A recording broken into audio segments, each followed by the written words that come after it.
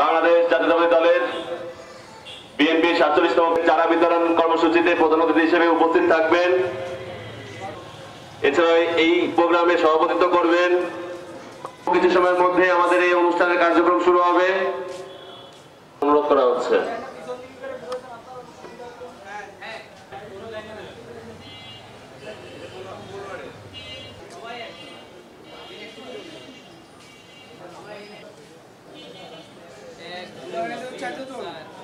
সভাপতি মারুফুল ইসলাম উপস্থিত আছেন।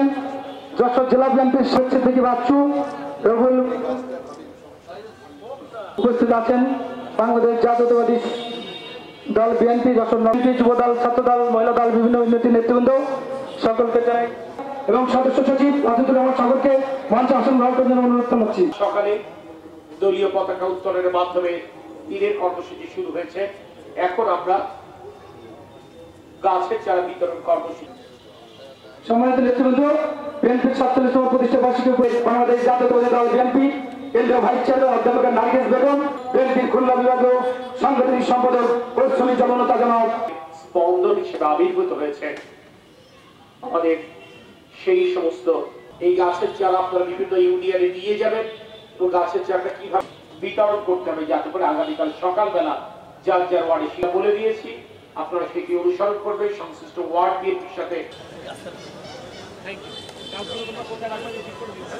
যান, চলে যান, চলে যান, চলে যান।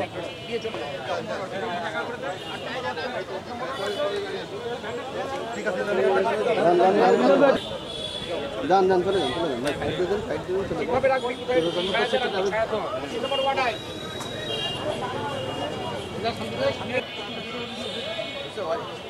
হ্যাঁ, থ্যাংক ইউ।